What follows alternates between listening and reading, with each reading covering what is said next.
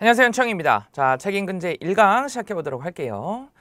자, 우리 1강에서는 늘 하듯이 이 책임근제 과목의 어떤 이제 구조와 원리에 대한 이야기를 좀 해보도록 하겠습니다. 자, 사실 책임근제의 중요성에 대해서는 1차 우리 할 때부터 제가 계속 말씀을 드렸었어요. 그리고 이것이 이제 신체손해사정사의 2차에 가서는 총 우리 4과목입니다. 그렇죠? 의학이론, 재산보험, 책임근제, 자동차보험인데 사실 이 자동차보험 같은 경우에는 거의 절반 이상, 한 70% 이상, 70%나 70% 그 이상이 책임보험에 대한 내용이에요. 그러니까 결국에는 이 책임보험이라는 것 자체가 2차에서도 굉장히 큰 비중을 차지를 하고 있습니다. 그래서 1차 때부터 여기에 관련된 어떤 법 조문이라든가 그 다음에 손해사정에서의 어떤 이론들 제가 좀 강조를 많이 했었어요. 그래서 2차에서는 이제 직접적으로 그걸 가지고 사례를 우리가 판단을 해서 논하고 계산하고 그 다음에 필요한 이론 부분들이나 뭐 이런 것들 약술하고 이런 것들이 이제 시험 문제입니다. 자, 그럼 구체적으로 어떠한 구조가 있어서 시험이 결국엔 어떻게 나오느냐 그 이야기를 지금 해볼 건데, 자, 책임보험의 기본은 삼각형이라고 했어요. A씨가 있습니다. 근데 A씨가 이제 자동차를 운전을 하고 가다가 제3자를 충격을 했어요. 그럼 이 제3자는 피해자가 되겠죠? 그렇죠? 그래서 이 제3자가 손해를 100을 입었습니다. 자, 그럼 A 입장에선 어때요? A는 사고를 낸 사람이죠. 그러니까 제3자에게 법적으로 이 손해를 배상할 책임을 집니다. 그렇죠? 그래서 그것을 우리는 A가 제3자에게 법률상의 배상 책임을 진다라고 했어요. 그렇죠? 법률상 배상 책임을 진다란 얘기는 A가 자기 재산에서 피해자가 손해를 입은 만큼, 손해를 100을 입었으니까 그만큼을 배상하는 것이었습니다. 그렇죠? 이것이 이제 법률상의 배상 책임, 그리고 그것을 이행하는 거예요. 그런데 A가 이러한 상황에 대비해서 보험을 가입을 해놨습니다. 이러한 상황에 대비해서. 그래서 자신을 피보험자라고 해놓은 거예요. 그러면 지금 이 상황에서 이제 피보험자인 A씨의 손해는 뭐예요? 내가 제3자에게 법률상 배상 책임을 짐으로써 내 재산상의 손해를 입었습니다. 그렇죠? 내 재산상의 손해를 입어서 그것을 보험회사로부터 보험금을 통해서 100을 보상받는 거. 이것이 곧 보험이죠, 보험. 이것이 곧 보험입니다. 이해되실까요? 그래서 우리는 이것을 뭐라고 한다? 이것을 자동차 사고로 인해서 법률상 배상 책임지고 그로 인해서 재산상의 손해 보상받는 거, 이것을 우리는 자동차 배상 책임보험이라고 합니다. 뭐 자동차 책임보험이라는 표현도 쓰고요. 줄여서 자동차 배책이라고도 하죠. 네. 이해되실까요? 이것이 이제 우리가 알고 있는 자동차 책임보험입니다. 그리고 이것이 책임보험의 구조죠. 그렇죠? 자, 그럼 결국에는 지금 보세요. 자동차 책임보험은 왜 자동차 책임보험이라고 결정이 된 거예요? 이거는 왜? 자동차 사고로, 그렇죠? A가 제3자에게 법률상의 배상 책임을 지게 된 겁니다. 그러면 이 법률상의 배상 책임이, 법률이라는 거 우리나라에 무수히 많은 법률이 있죠. 그 중에 자동차 사고로 인해서 배상할 책임에 대한 법률, 대표적인 게 뭐 있었어요? 우리 배웠던 자배법이 있었죠.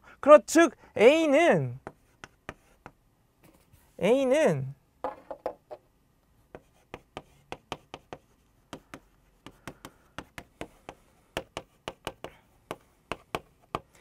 자배법상의 책임을 지게 된 겁니다. 자배법상의 책임. 그렇죠? 즉 A의 이 자배법상 책임을 담보하는 것이 바로 자동차 배상 책임 보험이란 얘기예요. 그리고 여기에 추가하자면 또 뭐 우리가 손해사정 이론에서 또 배웠던 뭐가 있을까요? 민법상의 어떤 뭐 불법 행위 책임도 있을 수 있고, 그렇죠? 그런 것들이 있을 겁니다. 이해되시겠죠? 자, 어찌됐든 포인트는 뭐냐면 피보험자가 제3자에게 지는 법률상 배상 책임이 어떤 거냐에 따라서 보험이 결정된다라는 거죠. 즉 책임보험의 종류는 곧 어떠한 법률상 배상 책임을 그 보험이 담보하고 있느냐라는 것이라는 거죠. 이해되실까요? 하나만 더 예를 들어보면, 자, 이번에는 똑같이 가볼게요. 피보험자가 제조업자입니다. 물건을 만들어서 파는 제조업자예요. 그래서 이 제조업자가 자, 제조를 해서 팝니다. 근데 그 제조상에 결함이 있었어요. 결함이. 그래서 제3자, 뭐 소비자가 피해자가 됐습니다. 자, 이런 상황에서 피보험자는 제조상의 결함으로 인해서 제3자 소비자에게 손해를 입혔어요. 즉 법률상 배상 책임을 지게 되죠.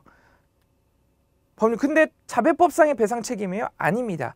제조업자가 이 제조상의 결함으로 인해서 소비자에게 피해를 입혔다라고 한다면 우리 법 중에 제조물 책임법이라고 있습니다. 이 제조물 책임법상의 책임을 피보험자가 지는 거죠. 이해되시겠죠? 그렇기 때문에 피보험자는 자기 재산에서 배상을 해줘야 되고, 이 법 때문에 이것을 담보하는 것이 바로 보험금을 통해서 담보하는 것이 뭐다? 제조물 또는 생산물이라고 합니다. 생산물 배상 책임 보험입니다. 이것이 이제 구조가 이해가 되시겠죠? 결국에 책임보험의 종류는 이 법률상 배상 책임이 뭐냐, 어떤 법률상 배상 책임을 담보하느냐에 따라서 종류가 나눠지는 겁니다. 그러면 어떨까요? 많은 종류가 있겠죠. 그렇죠? 책임보험은 따라서 많은 종류가 있을 거고요. 그 중에 하나가 이거죠. 자동차 배상 책임보험이죠. 자동차 배상 책임보험. 그럼 우리는 지금 이것이 이제 남은 두 과목입니다. 앞에서 우리 의학이론과 재산보험 끝냈죠? 그러면 남은 두 과목이 이거예요. 이제 하나는 이거에 대한 이야기를 묻는 거고요. 하나는 이거에 대한 이야기를 묻는 겁니다. 이것이 이제 자동차 보험 과목입니다. 이해가 되실까요? 이해가? 하나는 책임보험에 대해서 묻는 거잖아요. 과목 이름이 책임보험이잖아요. 그렇죠? 하나는 과목 이름이 자동차 보험이잖아요. 이거에 대해서 묻는 거예요. 그럼 딱 이제 이 정도 우리 지금까지 1차부터 같이 들어왔으면 여러분들 어느 정도 감이 오실 것 같아요. 자, 보세요. 이 과목은 우리가 이제 지금 하는 과목은 책임보험 전체에 대해서 다루게 되겠습니다. 그렇죠? 과목이 책임보험이니까 책임보험 전체에 대해서 다루겠고요. 다음 과목인 자동차 보험은 자동차 보험에 대해서만 다룹니다. 자, 그럼 어떤 특징이 있다 딱 보면 일단 뭐 쉽게 얘기해서 난이도는 어떨까요? 난이도. 자, 여기서 우리가 항상 얘기하지만 난이도가 높다라는 것은 우리가 뭐 의학이론 문제, 재산보험 문제 풀 때 이거 어렵다라고 하는 것들이 여러분들이 대부분 어렵다라고 하는 표현이 문제가 어려운 것이 아니라 그냥 익숙하지 않은 거죠. 그렇죠? 그래서 정의를 했었습니다. 익숙하지 않은 문제가 곧 어려운 문제다. 이건 아니라는 거죠. 그건 단순히 익숙하기만 하면 되는 거니까. 우리가 말하는 어려운 문제, 난이도가 높은 문제라는 것은 좀 심도 있게 응용을 하는 사례가 더 많이 나오는 뭐 이런 것들이 어려운 문제, 난이도가 있는 문제라고 했습니다. 자, 그러면 책임보험은 전체 여러 종류의 책임보험을 다루는 과목이고, 자동차 보험은 자동차 보험 하나만 갖고 하는 과목이에요. 당연히 난이도가 자동차 보험이 높겠죠. 난이도가. 그쵸? 그럼 책임보험에서 우리는 앞으로 책임보험을 공부할 때는 어떻게 공부해야 된다는 얘기예요? 책임보험 전체의 구조를 먼저 잡아야 되겠구나. 책임보험의 종류가 어떤 식으로 되어 있구나. 그럼 그 종류의 각각의 어떤 특징들, 뭐 약관 조항들부터 시작해서 개괄적으로 딱딱딱 덩어리별로 일단은 먼저 구조가 정리가 되어 있어야겠다라는 것이 먼저 생각이 되시겠죠. 그렇죠? 그리고 자동차 보험은 자동차 보험이란 것이 뭔지 먼저 공부를 한 다음에 좀 더 깊이 들어가야 되는구나. 여기는 훨씬 더 깊게 실제적으로 보면 그렇게 됩니다. 실제적으로. 자, 왜 그러냐면 보세요. 이것이 곧 자동차 보험 문제입니다. 이것이. 그러면 시험 문제가 어떻겠어요? 우리 손해사정 문제입니다. 보험금을 구하세요라고 하는 거예요. 보험금을 구하세요. 이걸 구하세요라고 하는 거죠. 이거는 얼마일까요? 근데 사실은 보면 이게 얼마인지 알기 위해서는 A가 제3자에게 얼마만큼의 법률상의 배상 책임이 있는지, 정말 있는지 없는지, 과실은 얼만큼 되는지, 그리고 자동차 사고가 사실은 A와 피해자만 있으면 다행인데 B도 있고 C도 있고 피해자 D도 있고 E도 있고 자동차가 하나도 있고 두 개도 있고 세 개도 있고 한 사례에 이렇게 들어가게 됩니다. 이렇게 해서 난이도가 높아지는 거죠. 이제 이해되실까요? 책임보험은 이렇게까지는 안 나오죠. 이렇게까지는. 왜? 한 문제에 한 분야에 이렇게까지 힘을 주기가 어렵습니다. 그러니까 책임보험에서 다룰 수 있는 일반적인 계산, 가장 많이 다뤄지는 계산, 가장 많이 다뤄지는 보험, 그리고 여기에 대해서 간단하게 책임보험의 여러 종류에 대해서 간단하게 하나씩 물어보는 거, 이런 스타일로 나올 수밖에 없어요. 구조적으로. 그렇죠? 하나에만 힘을 줄 수가 없는 구조입니다. 근데 자동차 보험은 하나만 다루니까 이것 갖고 지지고 볶고 해야 되는데, 그러니까 얘도 많이 나오고 자동차도 2대 이상 나오고, 그럼 어떻게 돼요? 이 사람들에 대해서 일일이 다 우리가 법률상의 배상 책임이 있는지 없는지를 다 따져야 돼요. 다. 그리고 자동차 보험 우리 배웠었죠. 자동차 보험 배울 때 담보가 여러 개였습니다. 자동차 보험도. 대인배상 1, 대인배상 2, 자기 신체 사고, 무보험 자동차에 의한 상해, 뭐 이런 거 배웠었죠. 그럼 거기 각각에 대해서도 과연 보험자가 피보험자 A에게 보상할 책임이 있는지, 약관상에 B에게도 있는지 C에게도 있는지, 각 담보별로. 그러면은 답안지 분량이 그래서 쭉 늘어나는 거예요. 쭉. 그래서 근데 그게 단순 계산이 아니라 법적인 약관 조항의 어떤 지식을 가지고 논하는 이제 비중이 굉장히 높다 보니까 이제 이것이 숙달이 안 돼 있고 훈련이 안 돼 있는 우리 수험생분들께서는 어려운 겁니다. 그래서 구조적으로 이해가 되시겠죠? 그래서 순서를 일부러 이렇게 잡은 거예요. 책임보험을 먼저 하고 자동차 보험을 하고. 왜?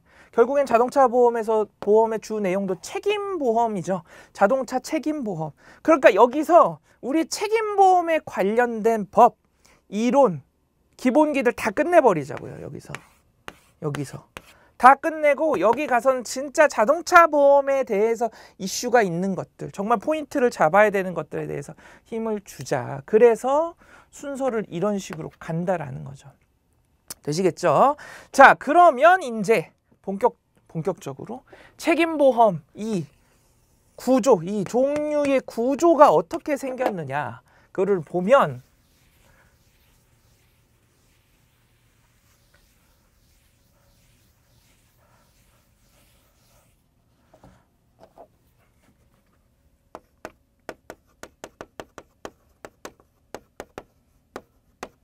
자, 보세요. 자, 책임보험이라는 것은 피보험자가 있고 제3자가 있습니다. 그쵸? 그러면 피보험자가 제3자에게 지는 법률상의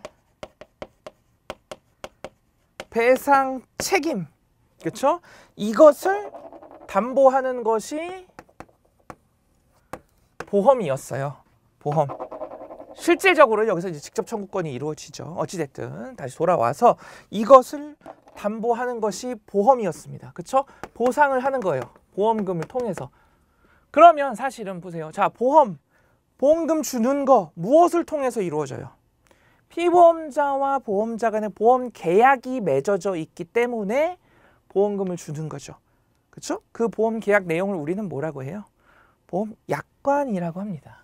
되시겠죠? 그래서 이 두 가지를 배우는 거예요. 이 두 가지를 배우는 거고 이 두 가지에 대해서 물어보는 것이 곧 우리가 말하는 책임보험의 시험입니다. 이것을 물어보는 것이 책임보험 시험이에요.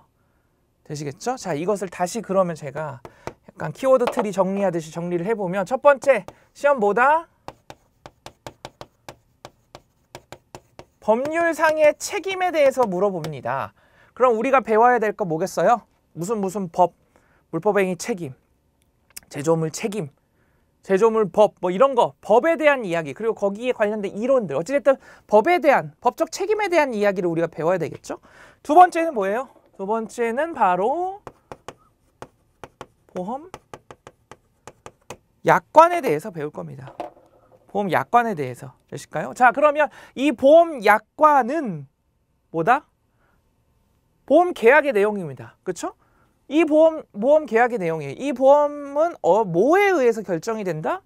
법률상 손해배상 책임의 종류에 의해서 결정이 된다. 즉, 보험 약관에는 여러 종류들이 있습니다. 여러 종류들이. 그것이 우리가 지금 하는 책임보험의 종류가 되겠죠. 그렇죠? 그럼 이 보험 약관의 종류에 대해서 정리를 해보면 크게 이렇게 나눌 수 있어요. 일반과 근제 이렇게 나눌 수 있습니다. 그래서 책임 근제라는 말이 붙죠. 이해되실까요? 근제는 뭐냐면 근제는 근로자 재해 보장 책임 보험입니다. 근로자의 재해가 생겼을 때, 근로자가 재해를 입었을 때 그것을 위한 보험이에요. 이해되실까요? 그럼 차근차근 설명해 볼게요. 자, 일반은 우리가 지금 하고 있는 이 형태 그대로입니다. 그대로예요. 그래서 피보험자가 이제 누구냐에 따라서 일반 개인이 가입하는, 그래서 개인이 가입하게 되는 여러 책임보험들이 있고요. 하나는 또 기업이 가입하게 되는, 기업이 무엇을 위해서 가입을 할까요? 본인들의 영업활동을 위해서 가입을 하죠. 그것을 우리는 영업배상책임보험이라고 합니다. 영업배채. 그리고 이것이 중요하겠죠. 이것이 영업배책이 중요하겠죠. 그렇죠?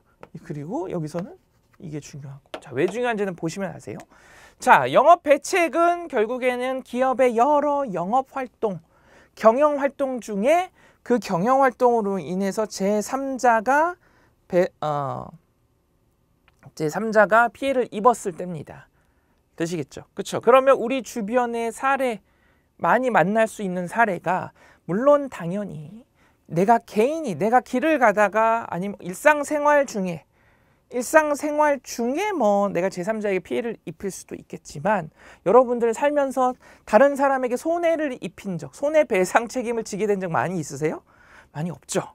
그렇죠? 그리고 만약 그런 일이 발생해봤자 그냥 치료비 정도 좀 드리고 뭐 이런 걸 겁니다. 그러니까 사실 이것이 사례 문제로 크게 나오기에는 어려워요. 이 부분이. 그렇죠. 그런데 영업배상 책임, 어떤 기업에 아니면 어떤 가게의 활동, 어떤 식당에, 그쵸? 이러한 경영활동 중에 발생할 수 있는 책임들은 얼마든지 있고 사실 그 피해도 크죠. 그러다 보니까 사례로 충분히 나올 수 있어서 사실은 이 영업배상 책임보험이 실제적으로 사례로 많이 나오는 겁니다. 그래서 이 영업배상 책임보험은요. 국문으로 된 약관이 있고요. 영문으로 된 보험 약관이 있어요. 이 두 개가 다릅니다. 그래서 이 내가 영업배상 책임을 들 때 국문약관 보험으로 들었냐 아니면 영문약관 다른 말로는 CGL이라고 합니다. 이 CGL을 가입했냐 아니면 그냥 국문약관으로 된 영업배상 책임을 가입했냐 이 둘에 따라서 방식이 좀 다릅니다. 달라요. 자, 왜 이런 식으로 있냐면 생각해 보면 기업을 활동할 때 이 기업이 국내에서만 활동하지 않죠. 그렇죠? 당연히 해외의 어떤 프로젝트나 이런 일들 그리고 우리나라에서도 해외 기업, 외국 기업이 우리나라에서 또 들어와서 활동을 할 때라든가 여러 가지 어찌됐든 기업 활동이라는 것은 우리나라에만 국한되지가 않습니다. 그렇죠? 그러다 보니까 이런 것이 존재하게 되는 거고요. 당연히 우리는 이 둘을 알고 있어야 되겠다. 이 둘을. 그래서 이 영업배책이 그런 측면에서 중요하고요. 자, 이제 근제보험을 보면 근제보험은 이런 겁니다. 쉽게 얘기해서 근로자가 다쳤을 때 근로자가 근로 중에 재해를 입었을 때 그것을 보장하기 위한 보험이에요. 그래서 종류는 일단은 근로자의 종류 즉 근로자의 종류라는 것은 그 근로자가 어느 사업장에 있느냐에 따라서 달라지는 건데 첫 번째는 이제 국내 근로자 국내 사업장이 되겠죠. 그렇죠? 그리고 두 번째는 해외 근로자. 세 번째는 선원 근로자 해서 국내 근제, 해외 근제, 선원 근제 이런 식으로 나뉩니다. 그러면 국내 근로자 보험 같은 경우에는 담보가 두 개로가 있어요. 자, 적어 보실까요? 일단 WC와 EL이 있습니다. 자세한 것은 그때 가서 하자고요. 일단은 우린 개요만 하는 거니까. WC와 EL 두 개로 구성이 되고요. WC는 한마디로 기초보험입니다. 기초보험, 기초적인 보장만 해주는 거고 EL은 초과보험입니다. 즉 무슨 얘기일까요?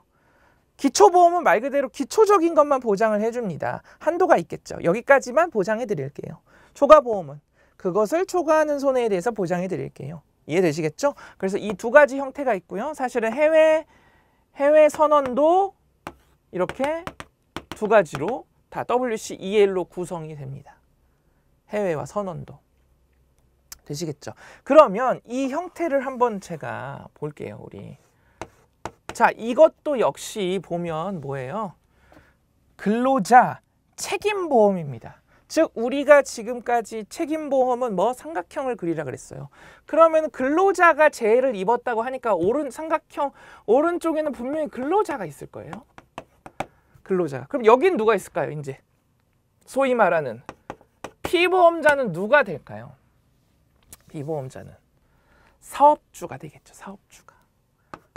이해되실까요? 사업주가 될 겁니다. 그럼 사업주가 근로자에게 법률상의 배상 책임을 진다라는 얘긴데 그러려면 조건이 자 보세요. 자동차 보험도 첫 번째가 자동차 사고로 인해야 됐습니다. 그럼 이것도 볼까요? 사업주가 근로자에게 법률상 배상 책임을 지기 위해서는 그냥 내가 어떤 회사에 다니고 있습니다. 근데 내가 일상생활 중에 가다가 다쳤어요. 그러면은 내 회사에서 나한테 보상을 해줄 책임이 있어요? 배상을 해준 책임이 있어요? 아니죠. 이건 그냥 내가 가다 다친 건데. 근데 만약에 사업주를 위한 업무 중에 재해라고 한다. 업무 중에. 그럼 얘기가 좀 다르죠. 업무 중에. 그럼 여러분들이 지금 머릿속에 언뜻 생각나는 것이 상식적으로 생각나는 것이 당연히 그럼 근로자가 업무 중에 다쳤으면 사장이 배상을 해줘야지 거기에 대해서 이렇게 되실 거죠. 근데 그럼 거기에 대한 법적인 근거는 뭘까요? 어떤 법률상의 책임을 지게 되는 걸까요? 어떤 법률상에? 중요한 건 이런 거라는 겁니다. 이전부터 제가 말씀드렸던 논리적인 사고, 우리가 하는 이제 손해사정에 있어서 근거를 가지고 하는 사고들이 바로 이런 거예요. 그냥 생각했을 때 상식적으로 이런 것보다 무엇이든지 근거를 찾아서 여기서 말하는 사업주는 도대체 어떠한 법률상의 근거로 책임을 지게 되는 것인가.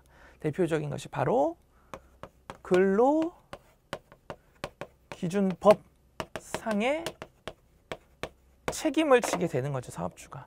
근로기준법에서는요, 업무 중 근로자가 재해를 입으면 사업주는 자신의 재상으로 근로자의 요양을 책임을 져야 됩니다. 그렇게 되어 있어요. 그래서 이렇게 구조가 이런 식으로 됩니다. 그리고 이것을 이제 이 근로기준법상의 책임을 담보하는 것이 바로 근제예요. 근제입니다.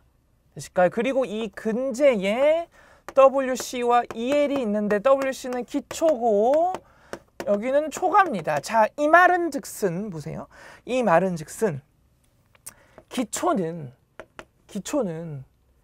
근로기준법상의 책임을 보면 분명히 우리 자배법상 책임도 그랬죠. 자동차 손해배상, 자동차 사고가 났을 때 피해자에게 손해를 배상을 해줄 때 최소한 이 정도는 해줘야 돼 라고 해서 자배법을 만든 겁니다. 그렇죠? 그리고 자동차 보험에서도 그 의무적인 한도 부분만 배상하는 것이 바로 대인배상원이었어요. 그렇죠? 우리 1차에서 다 했습니다. 여러 번 했어요. 이것도 마찬가지죠. 이것도 마찬가지입니다. 사업주는 근로기준법상의 책임이 있어요. 왜 근로기준법 만들어놨어요? 근로자에게 최소한 이 정도 보장은 해줘야지. 그렇죠? 이 정도 보장은 해줘야지 그 기초적인 역할을 하도록 만든 겁니다. 따라서 보험도 그 두 개로 당연히 구분을 해놓고요. 여기서는 근로기준법상의 그 법상의 책임들을 보상을 하게 되겠고 그 법상의 한도 이상으로 손해가 발생하면 초과보험에서 이제 보상을 해주는 거죠. 되시겠죠? 이제 왜 이렇게 구분이 되는지 아시겠죠? 그렇죠? 자, 그런데 한 가지만 더 하면 사실은 우리 국내 사업장, 국내 근로자죠. 이 국내 사업장 같은 경우에는 이 WC가 필요가 없습니다. 국내 사업장 같은 경우에는 즉 풀어서 얘기하면 자, 국내 피보험자가 근로자를 위해서 보험을 가입해요. 그렇죠? 그런데 원래는 WC와 EL 둘 다 가입을 할 수가 있는데요. 사실은 국내 사업장, 국내에서는 WC 가입을 할 필요가 없어요. 왜? 국내 사업장들은 기본적으로 산재보험에 의무 가입이 되어 있습니다. 의무적으로 가입하도록 되어 있어요. 그럼 산재보험은 뭘까요? 똑같은 거죠. 이 구조겠죠. 산재보험은 저 구조랑 똑같죠. 산재보험은 사업주가 있고 근로자가 있으면 근로자가 업무상 재해를 입으면 산재보험에서 이런 식으로 근데 바로 이렇게 주는 거죠. 가입은 사업주하고 보험금 바로 이렇게 주고 이것이 산재보험입니다. 그리고 이 산재보험은 누가 운영한다? 국가가 운영을 하는 거예요. 그래서 의무적으로 가입을 한다 라고 우리가 이전에 1차에서도 배웠습니다. 그쵸? 즉 무슨 얘기다? 웬만한 국내의 사업주들, 사업장들은 산재보험에 가입이 되어 있기 때문에 사실은 WC에 가입을 할 필요가 없습니다. 산재보험에서의 보상 기준이 이 WC, 즉 근로기준법상의 기준보다 높아요. 그러니까 굳이 가입을 할 필요가 없습니다. 자, 그래서 그러면 어떻다? 국내 사업장은 결국에는 산재와 EL로 이루어지겠구나. 산재에도 한도가 있겠죠. 그럼 산재에서 보상받고 보상받지 못한 초과 금액들을 EL에서 받을 수 있겠구나. 즉 국내 근로자, 국내 사업장의 보험에서는 산재와 EL로 이루어지겠구나라는 걸 우리는 알 수가 있습니다. 그렇죠? 자, 그런데 이건 사실 해외 선원도 마찬가지예요. 해외도 똑같이 WC와 EL이 있다 그랬죠. 선원도 WC와 EL이 있습니다. 똑같이 기초 초과인데요. 해외 같은 경우는 해외에 있는 근로자입니다. 그렇죠? 그러다 보니까 우리나라의 우리나라 법의 보호를 받지 못해요. 그래서 법적으로 해외 근로자 같은 경우에는 WC에서 산재와 유사하도록 보상 수준을 맞춰서 보험에 가입을 해라라고 법적으로 되어 있습니다. 그러니까 결국에는 해외 근로자도 산재와 EL로 구성이 되는 거고요. 해외 근제보험도. 선원근제보험은 국내는 근로기준법이 있죠. 선원 근로자한테는 선원법이 있습니다. 선원법. 그것을 보장하는 것이 선원법의 WC예요. 되시겠죠? 그런데 이 선원법의 WC도 사실은 산재와 보상 수준이 유사합니다. 물론 별도의 조금씩 다른 점은 있지만 어찌됐든 유사합니다. 그 말은 즉슨, 자, 정리를 해보면 산재 기준도 배워야 되겠다. 그래서 이해되시겠죠? 산재 보험이 우리 책임보험에 포함된 건 아닙니다. 하지만 산재를 알아야 결국에는 문제를 풀 수가 있는 구조예요. 구조적으로. 이해 좀 되실까요? 정리를 할게요, 이제.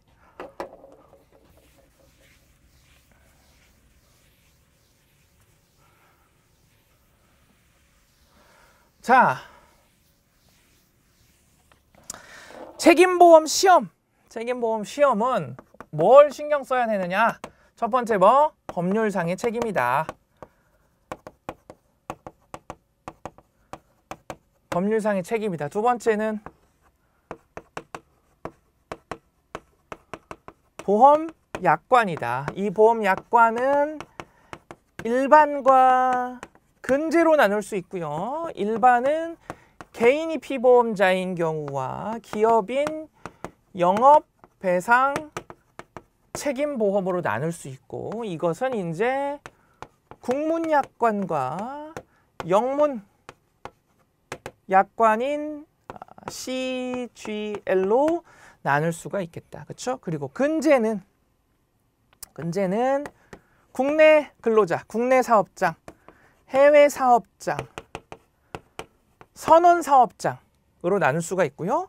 그러면 이것들은 결국에는 WC, EL, 산재. 그렇죠? 그럼 WC는 어떤 것들을 기초로 해서 보상하는 건데, 국내 근로자는 근로기준법. 그렇죠? 선원은 선원법. 해외는 어차피 산재 수준으로 맞추게 되어 있으니까 기초가. 그렇죠? 되셨죠? 여기에 대해서 시험을 보는 거예요. 이거에 대한 시험을 보는 겁니다. 이거예요. 이거. 그래서 시험에는 이제 어떻게 나오냐? 크게 두 가지 형태로 나오겠죠? 사례 문제와 약술 문제가 나올 겁니다. 사례 문제와 약술 문제가. 자, 그러면은 우리 쉽게 말해서 약술 문제는 어떤 거 물어볼 수 있을까요? 그냥 이런 내용들 물어보는 겁니다. 이런 내용들. 법 물어보겠죠.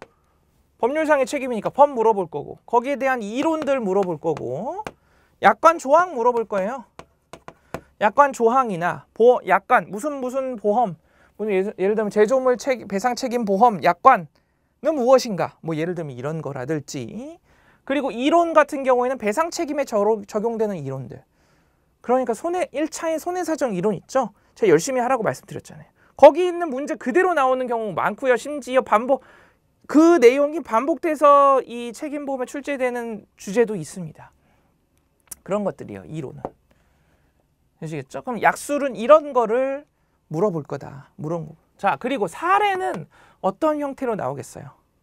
보세요. 사례는 결국에 손해사정, 보험금을 구하기 위한 겁니다. 그럼 당연히 계산이 나올 건데요. 계산 전에 먼저 해야 될 게 있다. 법률상의 배상 책임을 먼저 논해야죠. 법률상의 배상 책임이 정말 있는지, 얼만큼 있는지, 누구에게 얼만큼 있는지. 그렇죠? 이것을 법적인 근거를 가지고 논해야 됩니다. 즉 논술과 계산이 있는 거죠. 논술과 계산. 이해되실까요? 그럼 논술은 뭘 논한다? 법률상의 책임이 있는지 없는지, 그리고 약관상의 책임이 있는지 없는지, 뭐 면책인지 피보험자가 면책인지 아닌지, 아니면 저 사람이 피보험자가 맞는지, 뭐 고지의무 위반은 없는지, 즉 법률상의 책임이 발생했어요. 그런데 약관상의 하자가 있습니다. 근데 저 사람 피보험자 아닌데? 아니면 면책사유 있는데? 그럼 법률상의 책임이 있어도 약관의 하자가 있으니까, 보험계약의 하자가 있으니까 보상 안 되겠죠. 즉 이 두 가지에 대해서 우리가 논해줘야 된다는 얘기고요. 계산도 법에서 하는 계산, 쉽게 얘기해서 법에서 하는 계산이 있고 약관에서 하는 계산이 있습니다. 약관에서. 그럼 이건 어디서 적용이 되냐면, 일반적으로는 일반 배상책임보험 있죠. 일반 쪽에서는 이게 사실은 같아요. 그냥 계산이 같습니다. 같은데, 자, 일로 오면 뭐가 있다? 이게 있고 이게 있어요. 이게 있고 이게 있습니다. 그러면 쉽게 얘기해서 이거는 뭐였다? 기초. 근로기준법상의 계산 기준을 따르는 거고요. 선언법상의 계산 기준을 따르는 거예요. 근데 그것을 초과하는 EL은 뭘까요? 민법상의 민법상에 우리가 일반적으로 재판에 갔을 때 적용되는 어떤 대인 손해배상금 기준, 일반적인 기준을 적용할 겁니다. 일반적인 기준을. 이해되실까요? 그럼 보통은 물론 경우에 따라서 다르지만 이 부분이 더 클 수 있겠다. 그렇게 되면 여기서 먼저 계산한 거, 자, 그럼 전체적으로 보험금이 이만큼이 나왔습니다.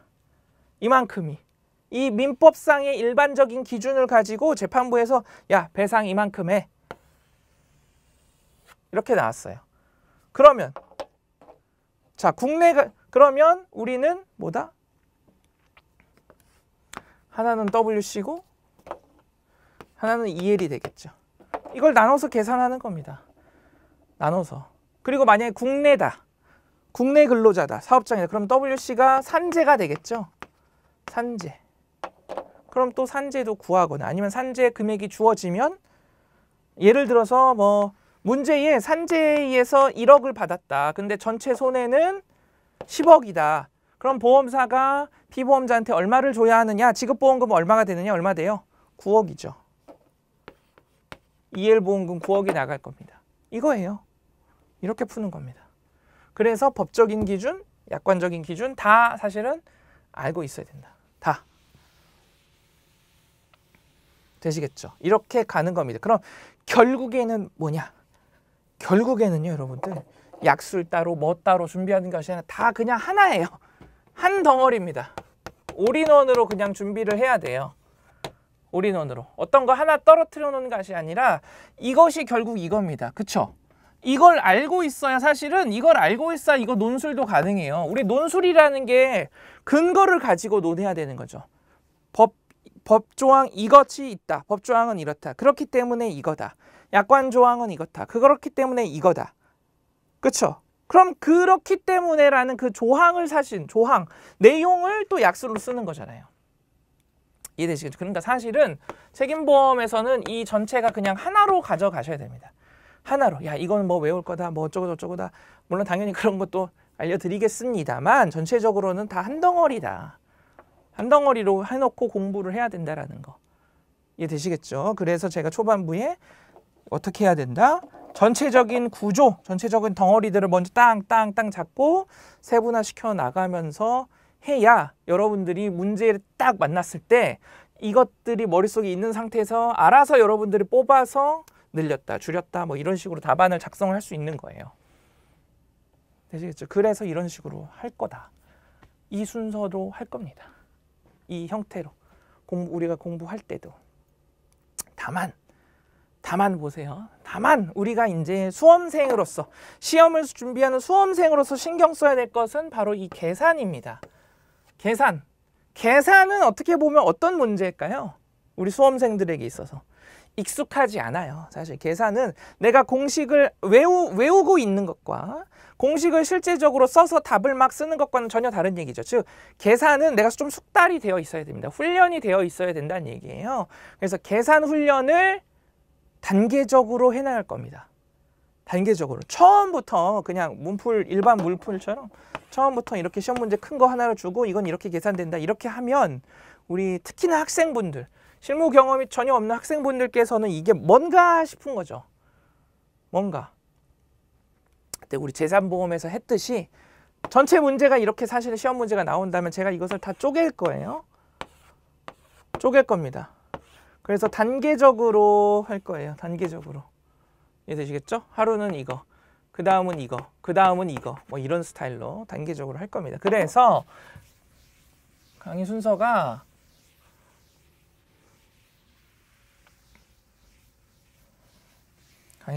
요 자, 첫 번째 가장 먼저 할 것은 계산에 필요한 기초 지식을 배울 겁니다. 계산에 필요한 기초 지식 배워서요. 이거 자, 우리 그 과정이 뭐 있어요? 기본 이론인 에센셜이 있고, 그렇죠? 문제풀이인 드릴이 있고, 마지막에 이제 파이널이 있죠.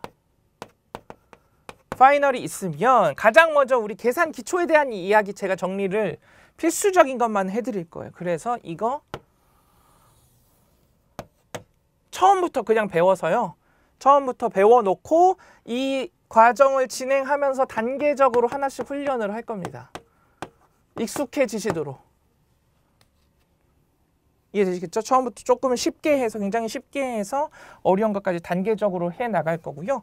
에센셜에서는 이제 기본 이론들 배울 거고, 그 다음에 드릴에서는 실무적인 내용, 실무, 그 다음에 논술, 계산, 약술 이런 것도 훈련을 할 겁니다. 그리고 파이널에 가서 이제 핵심 요약하고요.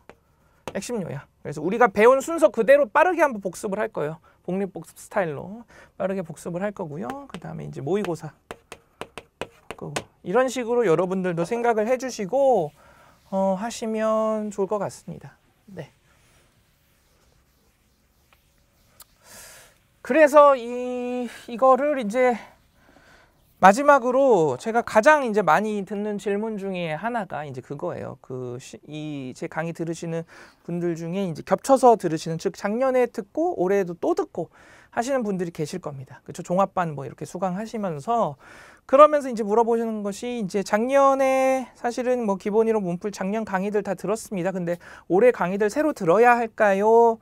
라는 질문 사실 굉장히 많이 받거든요. 근데 거기에 대해서는 제가 그렇게 하세요 마세요 라고는 확답을 못 드립니다. 왜냐하면 이전에도 한번 말씀드렸지만 뭐를 어디까지 들었어요가 사실은 중요한 게 아니라 과연 그걸 듣고 여러분들이 남아있느냐가 중요한 거죠.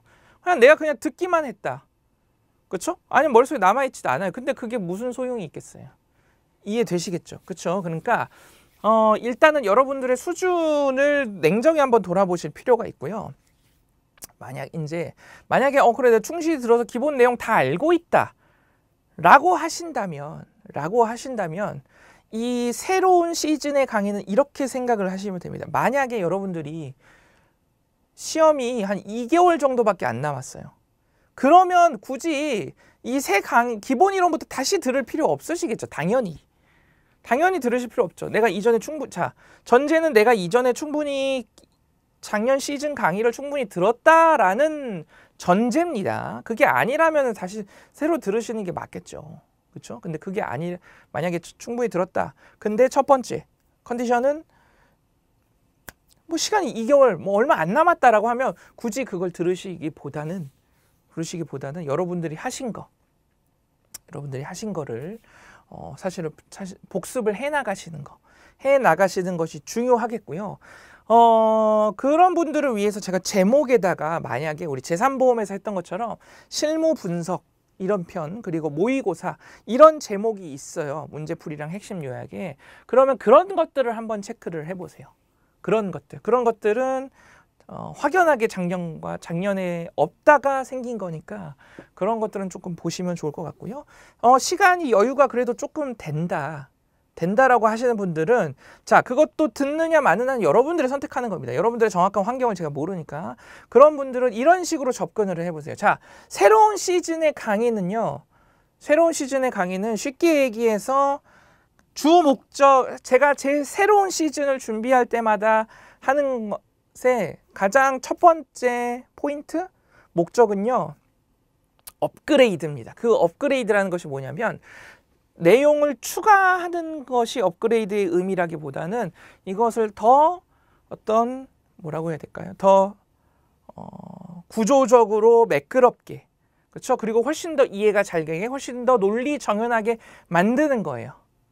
그리고 사실은 그 과정에서 추가되는 것이 몇 개 정도 있긴 하겠죠. 그때 조금씩. 그런데 큰 틀이 막 변하고 내용이 막 크게 바뀌고 그런 것은 아니겠습니다. 왜냐하면 뭐 예를 들면 1차의 보험업법이나 뭐 이러한 내용들은 법이 개정되어 버리면 내용이 완전히 바뀌어 버리니까 그럴 수 있겠지만 우리 이제 2차 내용 같은 경우는 뭐 그런 것까지는 아니죠. 그렇죠? 그런 것까지는 아니니까 업그레이드가 된다라는 것이 뭐 내용이 막 크게 바뀐다 그런 느낌은 아닙니다. 그렇기 때문에 제가 만약에 여러분들 시간이 조금 남으신 분들이라면 그냥 여러분들이 가진 거 복습하시고 그 강의 리스트 중에 보면 뭐 분석이나 뭐 모의고사 이런 것들 한번 확인해 보세요, 체크해 보세요 라고 말씀을 드리는 겁니다. 그렇게 하시고요. 두 번째는 이제 추가되는 부분입니다. 추가되는 부분. 자, 추가되는 부분들은 어떤 부분이냐면 두 가지가 되겠어요. 작년 시즌 강의를 보신 분들은 그 전년도 기출문제까지를 기준으로 하겠죠. 근데 금년 시즌은 당연히 제가 직전 연도 기출문제까지를 가지고 내용들을 추가를 합니다. 그렇죠? 그 부분이 다르겠습니다. 그리고 또 두 번째는 1년 동안 또 생긴 이슈들, 흐름들, 트렌드들 가지고 또 추가하는 내용들이 있을 거예요. 되시겠죠? 그래서 그런 추가되는 부분들을 제가 보통은 문제풀이 과정 그리고 핵심 요약 과정에 넣습니다. 문제풀이 과정에 주로 넣어요. 주로 넣습니다. 그래서 여러분들이 나는 뭐를 더 봐야 되겠다, 아니면 기본 이론부터 더 봐야 되겠다, 이런 것들이 제가 이런 기준들을 가지고 매년 새 시즌을 준비를 하니까 여러분들이 잘 판단해서 보시면 좋겠고요. 사실 저는 시간에 여유가 있으시다면 새 시즌 강의를 보시는 것을 좀 권하기는 합니다. 왜냐하면 제 자체가 강의를 만들 때 가장 중요한 걸 흐름, 구조, 원리를 가장 중요하게 생각을 하거든요. 그래서 1강, 예를 들면 기본 이론 1강부터 시작해서 파이널 마지막 강까지를 어떤 하나의 흐름, 기승전결로 갖게끔 하는 것을 가장 중요하게 생각을 해서요. 항상 새 시즌을 준비할 때 그런 흐름을 생각하면서 업그레이드를 시켜서요. 만약에 여러분들 시간이 여유가 좀 되시고 내가 작년에 완벽하게 끝낸 건 아니다 라고 한다면 웬만하면 새 시즌 강의를 한번 들어보시고, 그러면 여러분들이 훨씬 더 조금 더 매끄럽고 더 논리 정연한 흐름 속에서 에센셜, 드릴, 파이널까지 과정을 좀 가실 수 있으실 거예요. 더 체계적으로 놓치는 것 없이. 왜냐하면 또 작년에 부족했던 것들, 작년에 놓쳤던 디테일들을 여기서 이제 추가를 하겠죠. 그렇죠? 그러다 보니까 여유가 좀 있으시다면 새 시즌 강의를 그래도 한번 들어보시는 게, 속도를 빠르게 해서라도 들어보시는 게 좋지 않을까 싶습니다. 네, 그런 측면에서 어찌됐든 뭐 이제 그걸 제가 뭐 판단을 할 수는 없고요. 제가 이제 알려드릴 수 있는 건 이런 기준을 가지고 새로운 시즌을 항상 준비를 하기 때문에 거기에 맞춰서 여러분들이 판단하셔서 뭐 기본 이론만 듣거나 아니면 뭐만 듣거나 아니면 안 듣거나 뭐 어떻게 하거나, 그건 여러분들이 계획에 맞춰서 하시면 되겠다라는 거. 그렇죠? 네, 그렇게 생각해 주시면 되겠습니다. 네, 이번 시간 내용 여기까지고요. 다음 시간에 이어가도록 하겠습니다.